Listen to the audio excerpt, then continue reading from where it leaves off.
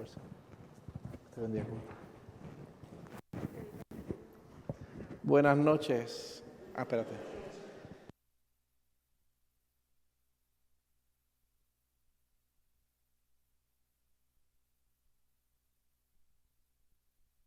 Carlos, ¿está ya todo? ¿Ya podemos? Ok, muy bien. Pues, buenas noches de nuevo, hermanos. ¿Estamos despiertos? No se me duerman, no se me va a dormir porque esta charla es interesantísima. Hemos estado ya 4 sesiones. El jueves pasado estuvo Padre Gerardo, que nos ofreció la charla sobre el pregón pascual. Hermosa, muy hermosa, como todas las demás. Y hoy de nuevo tenemos al Padre José Gabriel Corazón López, ¿verdad? Licenciado en espiritualidad, que nos va a dar la última conferencia de esta cuaresma, ¿verdad? Iluminada con el beato Carlos Manuel, caminando con él hacia la Pascua. Su charla de hoy va a ser la espiritualidad litúrgico pascual en nuestras vidas. O sea, así como Carlos Manuel la vivió en profundidad, hoy, ¿verdad?, a la luz de Carlos Manuel, ¿verdad?, él nos va a ayudar a través de esta charla a ver cómo nosotros podemos vivir una espiritualidad litúrgico pascual a modelo de Carlos Manuel. Así que recibimos al Padre José Gabriel con un fuerte aplauso.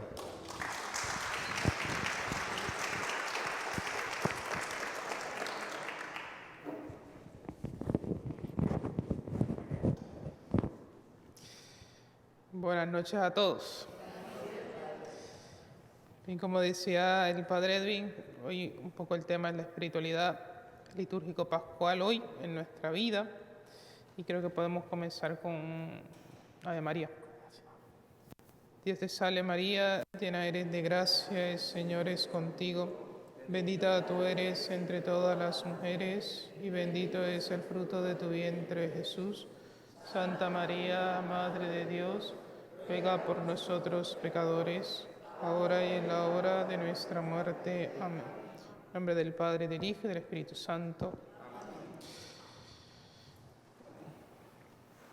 Espero que ahí el tiempo no haya hecho estragos en lo que habíamos un poco hablado y meditado sobre la espiritualidad de nuestro beato y sobre esa importancia del misterio pascual en nuestra vida cristiana y cómo ese misterio pascual pues se renueva cada vez que nosotros participamos de la liturgia, cada vez que nosotros celebramos en la liturgia de la Iglesia. ¿Por qué?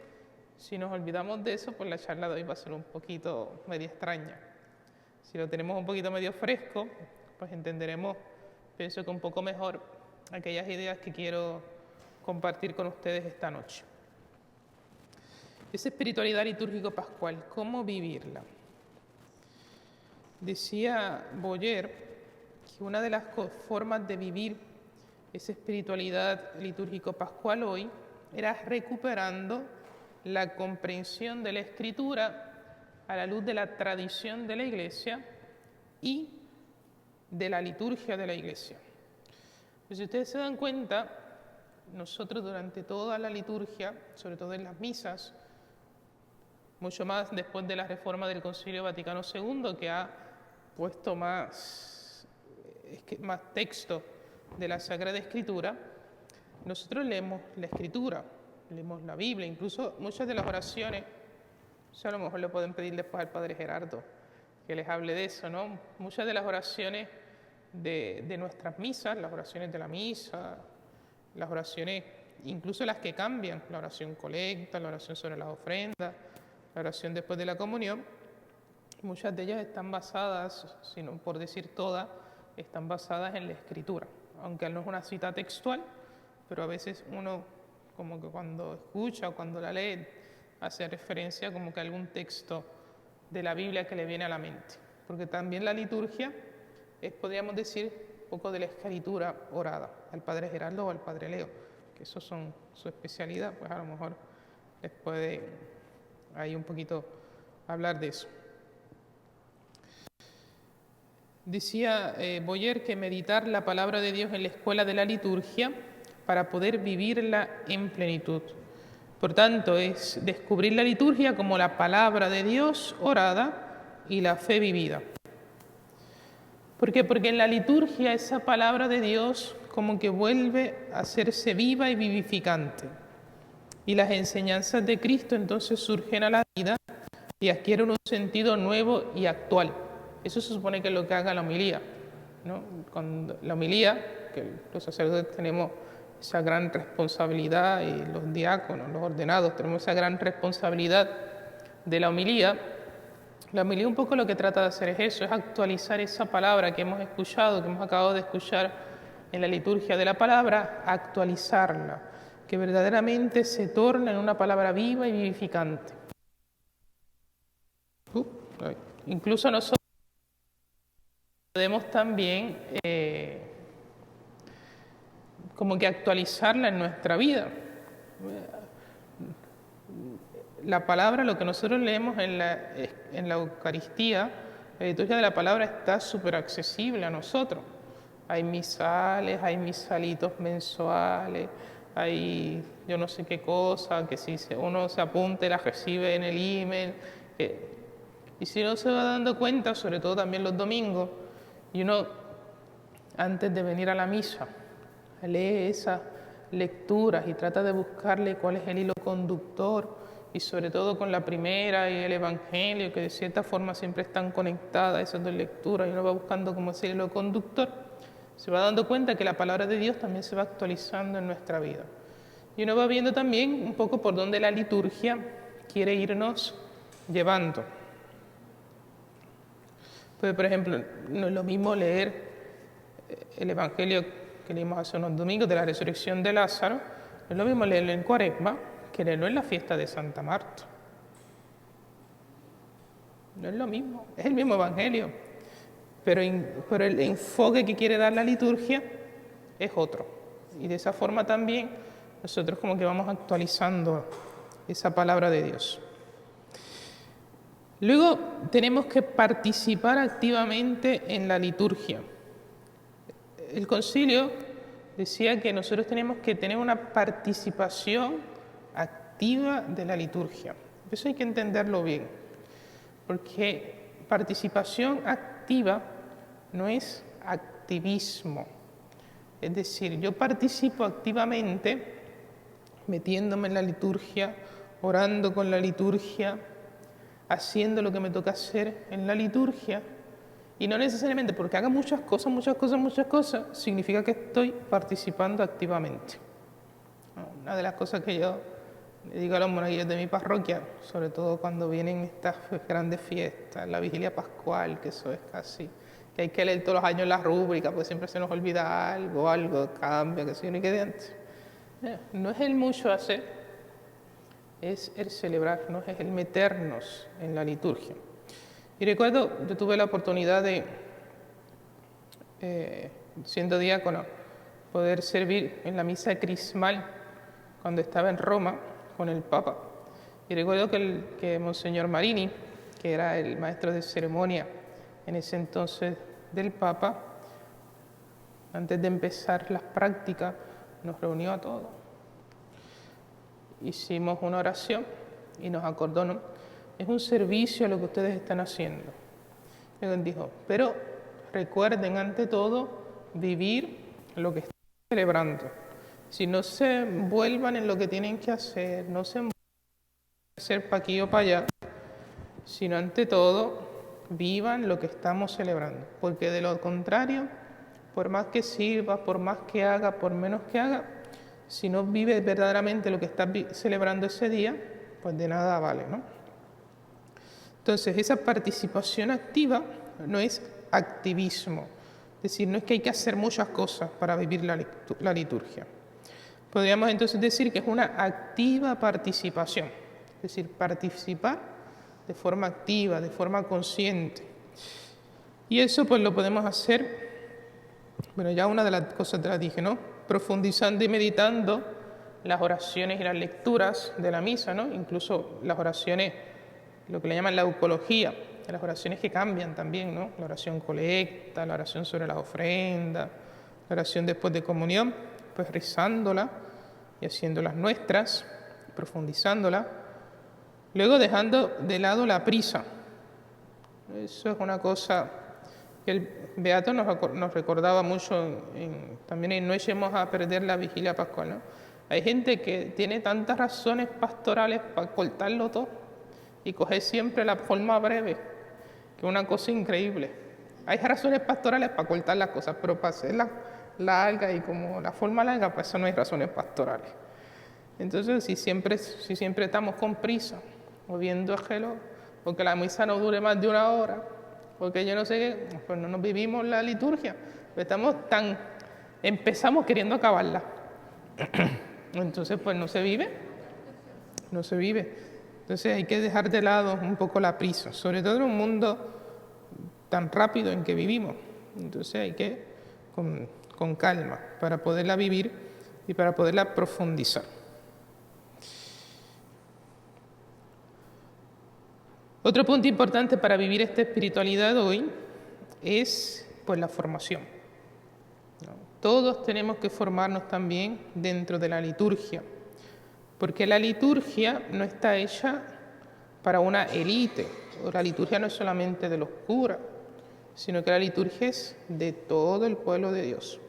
Inclusive todas nuestras espiritualidades, nos recordaba el Papa Francisco en el documento que salió hace poco, que se llama Desideravi, sobre la espiritualidad litúrgica y la liturgia.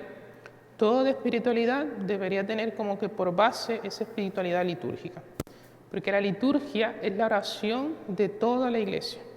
Entonces nuestras espiritualidades, luego particulares, que si franciscana, que si aquí, que si allá, siempre a la base debería tener esa espiritualidad litúrgica, porque es la oración del pueblo. Y para eso nosotros tenemos que también formarnos, no todos tenemos que formarnos en la liturgia.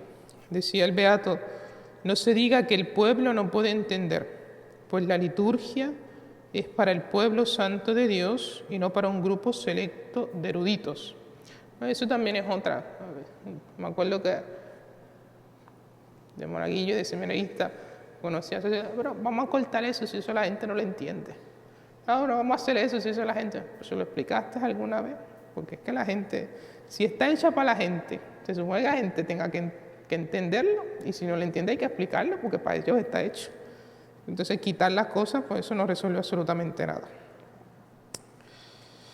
Por tanto, esa insistencia de la participación y de la comprensión de la liturgia, especialmente de la misa, para tener una espiritualidad pascual, porque la Eucaristía no es otra cosa que una actualización en el espíritu del misterio pascual. Es decir, en cada Eucaristía se hace presente y actual el misterio pascual de Cristo, haciéndose vivo lo que a simple vista puede parecer letra muerta o rito vacío. Solo por medio de la liturgia, aquello que parece ser un libro de historia o instrucciones se vuelve actual, vivificante y vivificador en nuestro tiempo. Para eso es indispensable esa instrucción y esa educación. Y, citando al beato Carlos Manuel, a veces los que deberíamos ser aquellos que seamos puente para que el pueblo pueda vivir la liturgia, pues a veces hacemos de obstáculo, ¿no? Es decir, podemos convertirnos en un obstáculo de una iglesia viva, de una renovación litúrgica, de un desarrollo espiritual y una vivencia pascual. Carlos Manuel le decía al padre Freeman, creo que el mayor obstáculo para la renovación litúrgica y la participación activa de los fieles no son los fieles, sino los mismos sacerdotes. Eso lo decía el beato, no lo digo yo, es el beato. Por tanto, existe ese peligro, ¿no?, de que no se pueda tener esa espiritualidad litúrgico-pascual, de que no se pueda recuperar esa espiritualidad litúrgica, simplemente porque muchas veces aquellos que deberíamos ser los propulsores nos convertimos en obstáculos. Y de ahí, yo siempre digo que esto también es como otra forma de clericalismo, porque aquello que es para el pueblo, pues como que se queda simplemente para el clero, ¿no? No para el laicado poder participar en la liturgia de forma activa porque no se le educa para ello, a mi modo de ver, es una forma de clericalismo. Luego tenemos que recordar que la liturgia es ante todo un encuentro con el Dios vivo. Dice, si ciertamente hay unas rúbricas que hay que seguirlas, si ciertamente hay un rito que hay que seguir, no nos podemos quedar simplemente en la letra, sino que la liturgia siempre es un encuentro con el Dios vivo, ¿no? Es decir, vivir una espiritualidad litúrgica no es simplemente decir cuántas velas van sobre el altar, o cuántas van o cuántas no van, que si van 2, que si van 4, que si van 6, que si... Esos son signos que nos ayudan, ¿no? Porque cuando uno entra a la iglesia y ve 6 velas sobre el altar, en un día en semana dice, bueno, hay una solemnidad, hay algo, porque hay bastantes velas sobre el altar. Y eso como que ayuda a uno, ¿no? A acordarse. Pero eso no es lo esencial. Lo esencial es que yo viva esa solemnidad y que verdaderamente en esa solemnidad yo me encuentre con el Dios vivo. Que yo viva la Eucaristía y que me encuentre con el Dios vivo. Si me quedo simplemente en las velas, pues no hago absolutamente nada. Tengo que encontrarme, ¿no? Tenemos que acordarnos eso. La liturgia es ante todo ese encuentro con el Dios vivo. Un encuentro personal con Dios, sin perder de vista también la perspectiva comunitaria, porque nos reunimos todos como comunidad. Por tanto, la liturgia nos pone en relación a partir de la resurrección con el viviente y la Iglesia. Como decía nuestro beato, nos muestra el verdadero Dios, al Dios vivo y tremendo, tal cual se revela en la Escritura y en el misterio. Y esa relación personal y comunitaria con el Dios vivo se supone que nos ayuda entonces a nosotros a transformarnos. Y transformándonos nosotros, transformar el mundo. Por tanto, la liturgia cristiana no es simplemente una repetición estática, repetitiva y sin sentido, sino que a través de la repetición de los signos, de los gestos, de las posturas, la liturgia quiere movernos interiormente para transformarnos y que desde nuestra transformación interior se puede entonces transformar el mundo. Por eso la espiritualidad pascual del Beato se nutría de la liturgia, porque a partir de ella veía la posible transformación y la transformación de aquellos que les rodeaban. Y esa vida entonces se va configurando y se va haciendo conforme a la voluntad de Dios, que es la parte importante, imprescindible de toda adoración verdadera. Es decir, si la adoración, si yo adorar a Cristo, si yo vengo al sagrario, si yo voy al Espíritu del Santísimo, si yo voy a la Eucaristía, pero no me transforma, pues como que no está haciendo su efecto en mí. Y de ahí también pues esa importancia del silencio, ¿no? En la liturgia es importante el silencio, porque en el silencio Dios habla. Por tanto, el silencio, sobre todo en la liturgia, en la vida espiritual, el silencio no es un mutismo. Es decir, yo no callo simplemente para no escuchar, para quedarme mudo. Yo callo para poder escuchar, porque Dios habla en el silencio. Ese verdadero silencio al que nos invita la liturgia y que debemos integrar en nuestra espiritualidad está lleno de contenido. En el silencio descubrimos el misterio pascual como medio de unión a Dios.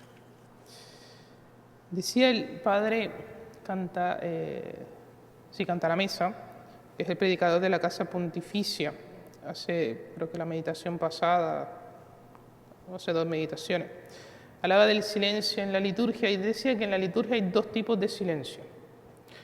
Un silencio ascético y un silencio contemplativo. Dice, ¿cuál es el silencio ascético? El silencio ascético es el esfuerzo que yo hago. El esfuerzo que yo hago para no hablar, ¿no? Me tengo que callar, tengo que poner el teléfono, ponerlo a vibrar o apagarlo para que no me moleste, o cuando voy a la oración, pues tengo que hacer un esfuerzo a lo mejor para hacer silencio exterior, pero también interior.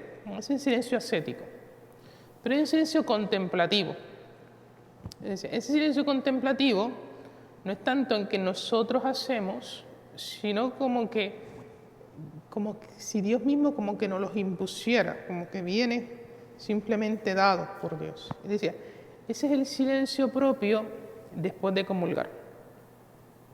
Es un silencio que no es que yo tengo que esforzarme por hacerlo, sino que como comulgué, como que el adentrar Dios mismo en mí hace que brote espontáneamente ese silencio contemplativo, decía el padre Cantalamessa. Entonces, pues, en la liturgia un poco nosotros practicamos, o deberíamos practicar más, ese silencio contemplativo. O tiene esos momentos de silencio contemplativo, en donde nosotros podemos entrar en el misterio, o mejor aún, donde el misterio entra en nosotros. Como que el misterio nos coge completito, ¿no? Tanto yo que tengo que hacer para hacer silencio, sino como que el misterio entra a nosotros.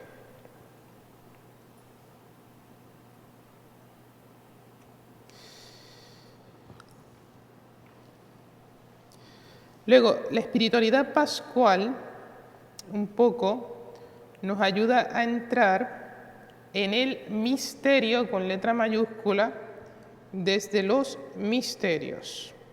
Les explico. Los primeros cristianos hablaban de los sacramentos o hablaban de los misterios. Inclusive la parte latina quedó como que la cuestión del sacramento, cambiaron de misterio a sacramento, pero en el misal todavía queda por ahí una cosita de misterio. Por ejemplo, después de la consagración, se puede decir, este es el sacramento de la fe, pero se puede decir también, este es el misterio de la fe. Es decir, nosotros en la Eucaristía y en la liturgia entramos al misterio desde los misterios, desde los sacramentos, que son esos pequeños misterios que nosotros vamos celebrando. Y eso nos ayuda a entrar al misterio de Cristo. Por tanto, la experiencia cristiana y pascual es ante todo una que se vive, no que se racionaliza. Porque la vida cristiana es una acción, es esa tremenda participación en la vida de Jesucristo que nos da una biología nueva, un ADN nuevo, el ser cristianos. Por esto, Carlos Manuel afirmaba que la noche pascual debería llegar a ser la experiencia religiosa cumbre de los cristianos, porque es celebrar el misterio de la resurrección desde el misterio de la Eucaristía. Para esto es necesario comprenderla, apreciarla y celebrarla. Recordemos que en la liturgia y en la celebración de los sagrados misterios entramos en la escuela normal de santidad que nos hace tener experiencia de Dios. Y finalmente nos recuerda que la fe se vive, celebra e interpreta desde la Iglesia, en la comunidad eclesial. Esto también es una cosa importante. Nosotros no podemos vivir nuestra fe separados de la Iglesia, separados de la comunidad, separados de nuestra fe, ¿no? Por eso, incluso estos grandes biblistas que quieren interpretar la Escritura simplemente racionalmente y no desde la tradición de la Iglesia, a veces son un problema y un dolor de cabeza, ¿no? Porque es como si tú le dijeras al autor de un libro que eso que escribió no era lo que él pensaba, que era otra cosa. La Iglesia, la Escritura, al fin y al cabo no las dio la Iglesia, le dio la tradición de la Iglesia con letra mayúscula, ¿no? Entonces yo decirle a la Iglesia, no, es que tú, eso no es. Es como de yo decirle al autor de un libro, eso que tú escribiste ahí no era lo que estabas pensando. Entonces la liturgia un poco nos ayuda a eso, ¿no? A vivir nuestra fe y esa interpretación desde la tradición de la Iglesia, en la Iglesia. Luego, la espiritualidad pascual y la mística pascual nos ayuda a combatir algunos males, tentaciones o algunas enfermedades de la Iglesia o que se viven en la Iglesia. Por ejemplo, el activismo desmedido, que el Papa una vez lo llamó el martirismo, es decir, enfocarnos tanto en el hacer que olvidamos el ser, olvidamos la mejor parte, olvidamos la parte fundamental, que es estar con el Señor. Y una mística pascual, una espiritualidad pascual, litúrgico-pascual, nos recuerda que debemos recuperar el ser sobre el actuar. En la liturgia, yo lo dije antes, no deberíamos estar pendientes a lo que hacemos, sino a dejarnos hacer por el Señor, descubriendo que en el silencio nos encontramos con la palabra que transforma y nos adentra en el misterio de Jesucristo. Por tanto, nos ayuda a redescubrir que en medio de nuestra actividad cotidiana necesitamos espacios de silencio para encontrarnos con la palabra que nos hace partícipes de su divinidad. Luego del clericalismo, ¿no?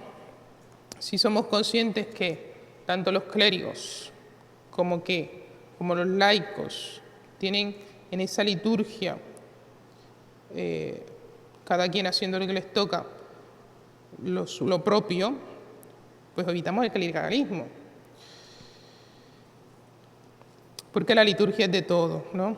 Y la vivencia litúrgica pues nos ayuda en eso, un poquito a no clericalizar. De las dos vertientes, ¿no? Es decir, hay curas que quieren clericalizar a los laicos y hay laicos que clericalizan a los curas. ¿No? Hay laicos que piensan que el cura lo tiene que hacer todo. Entonces no hace absolutamente nada. Hay curas que piensan que los laicos lo tienen que hacer todo, y entonces ellos se acuestan para atrás. Pero entonces está del otro lado, ¿no? Hay curas que quieren que lo que les toca hacer a ellos, lo hagan los laicos. Les toca hacer a ellos, pero que hacen lo que les toca hacer al cura. Entonces, pues no se puede así. Cada quien tiene que hacer lo que le toca, ¿no? Entonces, hay que tener eso en el clericalismo, ¿no? Tener muy pendiente eso. Cada uno de nosotros tenemos una misión específica dentro de la gran vocación a la santidad. Y haciendo lo que nos toca hacer, pues edificamos el cuerpo de Cristo. Luego, la liturgia destruye el individualismo, o la mística pascual destruye el individualismo, porque nos hace conscientes del nosotros. Fíjense, en la liturgia casi nunca se dice yo, se dice nosotros. Normalmente hablamos de nosotros, porque es toda la comunidad. Inclusive cuando un sacerdote, por X o Y razón, tenga que celebrar solo, no celebra solo, siempre celebra en unión con toda la iglesia, está presente toda la iglesia.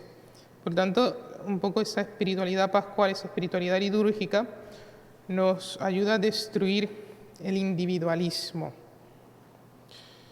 Y nos hace también conscientes en esa oración de las necesidades de los demás. Pongo, por ejemplo, un ejemplo es la liturgia de las horas, ¿no? Uno a lo mejor está ese día bien contento. Y cuando abre la liturgia de las horas y empieza a rezar la hoz de víspera, se encuentra con un salmo de lamentaciones. O al contrario, ese día uno está desbaratado y qué alegría cuando me dijeron vamos a la casa del Señor. Y uno, alegría no tiene absolutamente nada. Es decir, la liturgia nos ayuda también a que yo también rezo en comunión con una iglesia. Y aunque yo ese día esté todo fastidiado, pues ese día rezo por lo que están alegres. Y viceversa, ¿no? Yo no sé si aquí lo dije, pero recuerdo que de seminarista, cuando empecé a hacer la teología, nos tocaba estudiar por la noche. Íbamos a la Universidad Central y nos tocaba estudiar en la noche. Entonces nosotros antes de ir a estudiar, porque después llegábamos a las 10 de la noche, pues rezábamos vísperas. Y hay un himno de víspera que dice, hora de la tarde, fin de las labores. Así empezaba el himno. Y yo decía, bueno, no es el fin de mis labores, pero por lo menos por lo que estén terminando, pues, ¿no? Entonces un poquito la liturgia nos ayuda a eso.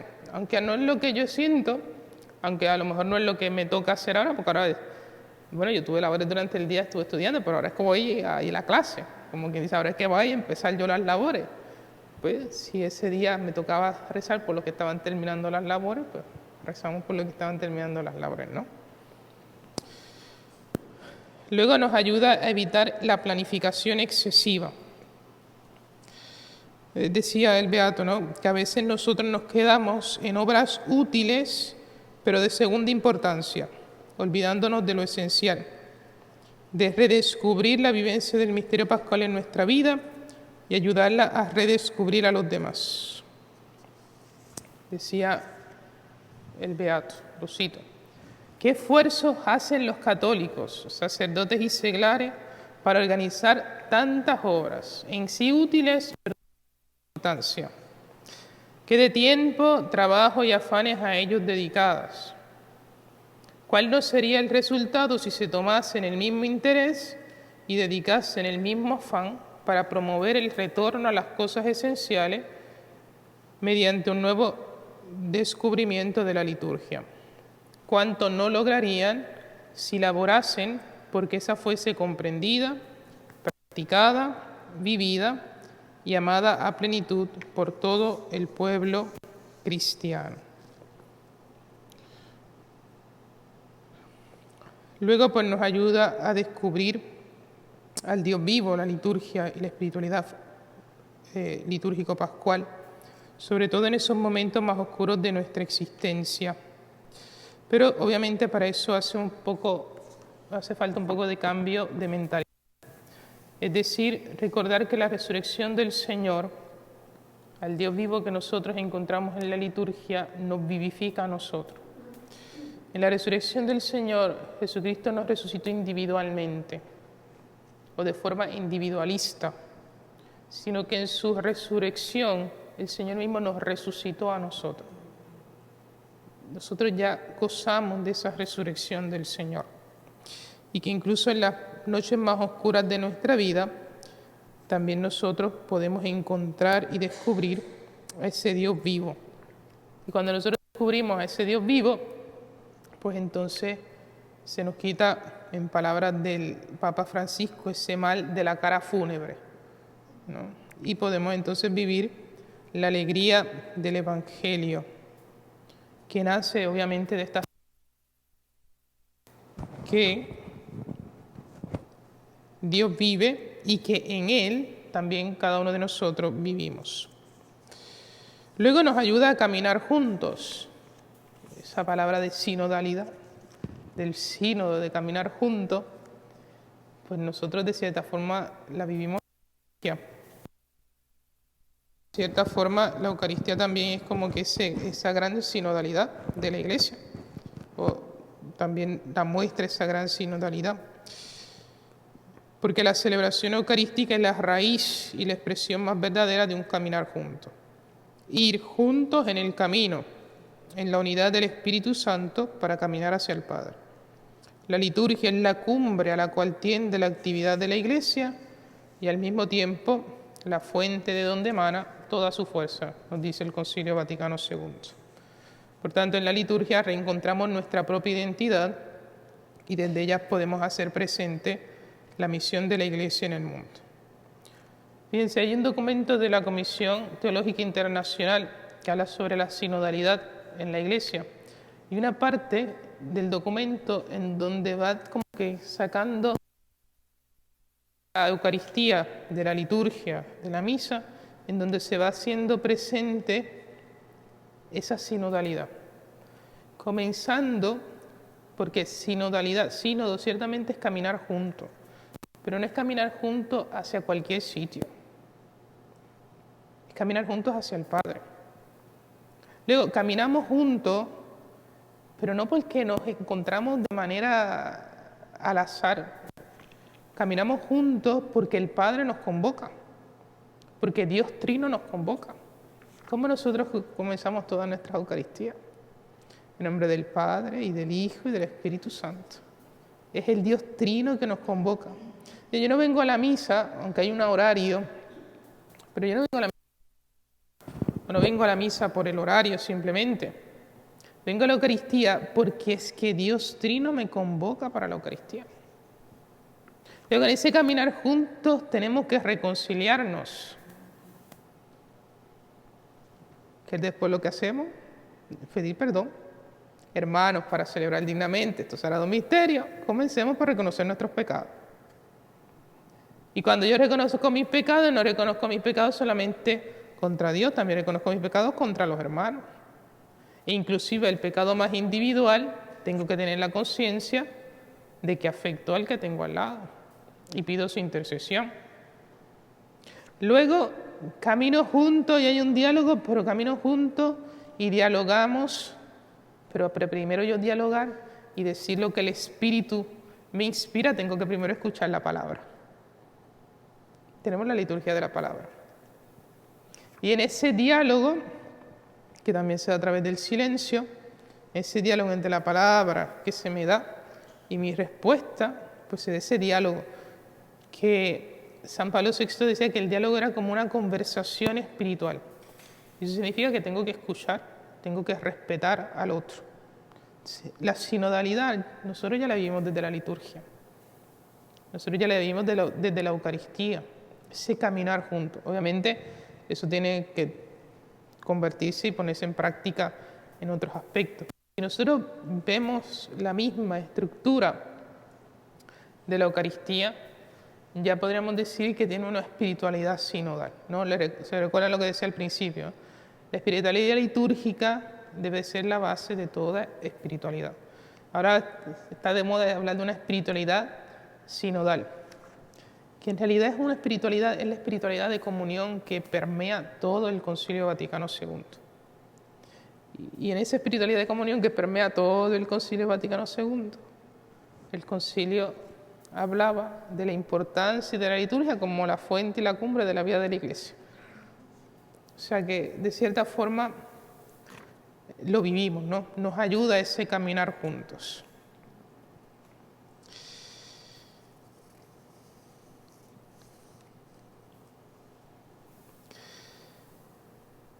Como conclusión, podríamos decir que nuestro beato descubrió en la liturgia esa actualización del misterio pascual, esa maravilla de un Dios que se ha hecho hombre, que nos ha redimido y que nos comparte su vida.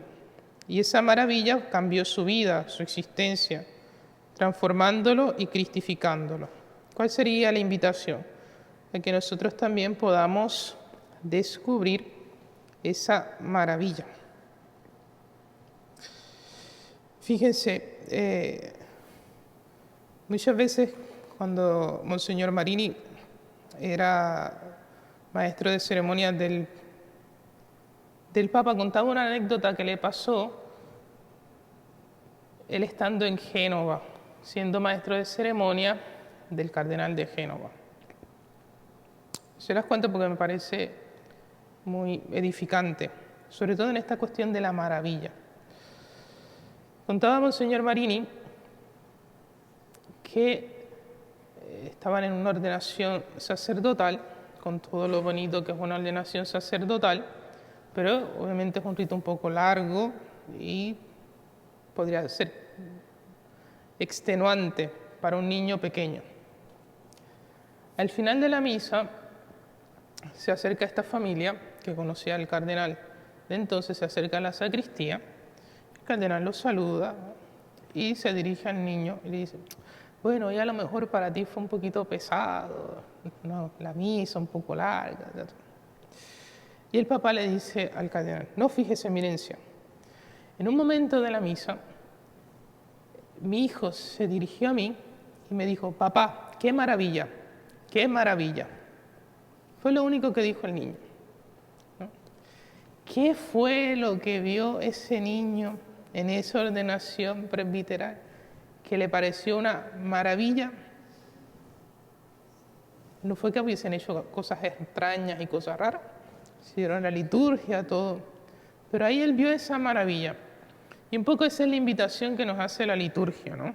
Que podamos cada día nosotros descubrir esa maravilla de Dios que normalmente no usa cosas extraordinarias y extrañas para mostrarnos sus maravillas, sino que desde la sencillez nos muestra la maravilla, ¿no? Qué maravilla más grande que en un pedazo de pan y en un poco de vino se haga presente el cuerpo y la sangre de Cristo y que nosotros podamos comulgarla, ¿no? Eso de cierta forma fue lo que descubrió nuestro beato. Y en la vigilia pascual, ¿no? En toda esa espiritualidad pascual, en toda esa espiritualidad litúrgica, vio la maravilla de cómo la vida de Dios se hacía también nuestra, cómo nosotros participábamos de esa divinidad, cómo nosotros participábamos de esa vida de Dios, cómo nosotros adquiríamos ese nuevo ADN, esa biología crística, cómo se iba transformando y renovando en nosotros cada vez que íbamos a la Eucaristía. Cómo al celebrar la vigilia pascual se recordaba, ¿no? La Iglesia nos invitaba en ese misterio, en ese tríodo pascual, en el misterio pascual, a profundizar, a concentrarnos en aquello fundamental que sirvió para nuestra redención. Es la maravilla de Dios. Y de cierta forma, a lo mejor eso fue lo que vio ese niño allí en esa ordenación presbiteral, ¿no? Y lo que nosotros, de cierta forma, también estamos llamados a descubrir. Por tanto, en la espiritualidad litúrgico-pascual de nuestro beato, el que nosotros también podemos adquirir, podemos encontrar y vivir esa mística pascual que nos hace cada día conscientes de la maravilla que es ser cristiano y de las maravillas que hace resucitado, el Dios vivo en nuestra vida cotidiana, para darlas a conocer a los demás. Una mística pascual bien vivida, una espiritualidad litúrgico-pascual bien vivida, como la vivió nuestro beato, nos hace vivir también la realidad que la Iglesia existe para la evangelización. El Papa en estos días ha estado hablando en las catequesis de la evangelización y hablaba también de la coherencia, ¿no? Recordando que el mundo, en palabras del Papa San Pablo VI, escucha más a gusto a los que dan testimonio que a los que enseñan. Y si escuchan a los que enseñan, es porque dan testimonio. Carlos Manuel descubrió que para poder dar verdadero testimonio, tenía que nutrir su vida cristiana en la celebración eucarística, para luego decir a los demás con sus obras, y si hace falta con sus palabras, que Jesucristo ha resucitado y nos ha dado a nosotros vida eterna. Y eso es lo que nosotros de cierta forma también estamos llamados a descubrir y a vivir esa maravilla de ser cristiano y dejarnos transformar cada día por el Señor.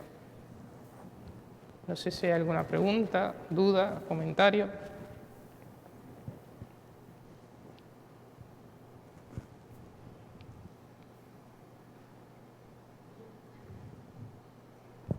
Pues si no hay nada más, pues desearle un buen tríodo pascual que comienza mañana, un buen tríodo pascual, una feliz Pascua de Resurrección y que pues esto que hemos vivido en estos días, en estos caminos, también con el Padre Gerardo que les explicó el pregón pascual la semana pasada, pues que puedan vivir con intensidad el misterio de nuestra redención y poder descubrir cada día esa maravilla de Dios y las maravillas que el Señor hace en nuestra vida. Así que feliz tríodo pascual a todos.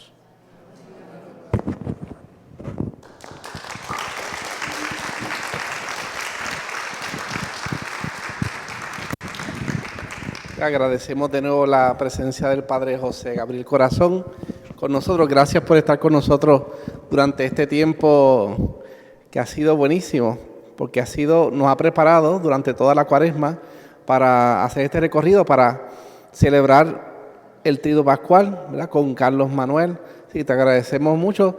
Sigue con este, no sé, ánimo en la profundización de Carlos Manuel que a nosotros nos hace falta.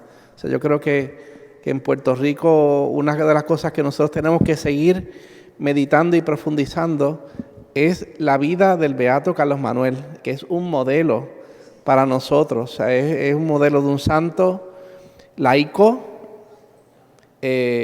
un santo incluso para nosotros. A mí me da mucha devoción, me da mucha piedad ver lo piadoso que era, ¿verdad? Pero y lo serio que era también en las cosas básicas, en eso, por ejemplo, de vivir una espiritualidad activa en la liturgia, que es saber escuchar, saber contestar, participar, ¿verdad? Recibiendo la palabra, comulgando en el cuerpo de la sangre de Cristo, estando en gracia. O sea, en todo eso sentido. Y cómo también le ayudaba a los demás a hacerlo. Así que gracias de nuevo y pues hemos terminado este ciclo de conferencia y ya pues en otro momento comenzaremos otro ciclo de conferencia con otro tema, pero gracias de nuevo y pues que pasen una linda noche en el Señor. Pedimos la bendición al Padre. No sé si, antes aviso, no sé si alguno todavía que había pedido el libro no lo tiene o algo así. Si alguien no lo tiene, ahí hay. Así que me dejas saber. El Señor esté con ustedes. La bendición de Dios Todopoderoso, Padre, Hijo y Espíritu Santo, descienda sobre ustedes y permanezca para siempre. Vayamos en paz.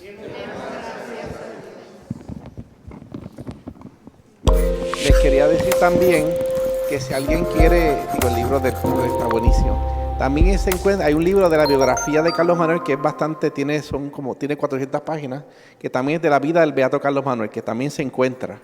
Pero para que ustedes sepan que ahí también, el Padre lo cita también en el libro, así que hay libros que se pueden, también, aparte del que tiene él, que se pueden también leer su vida. Bueno, pues nada, Dios me los bendiga.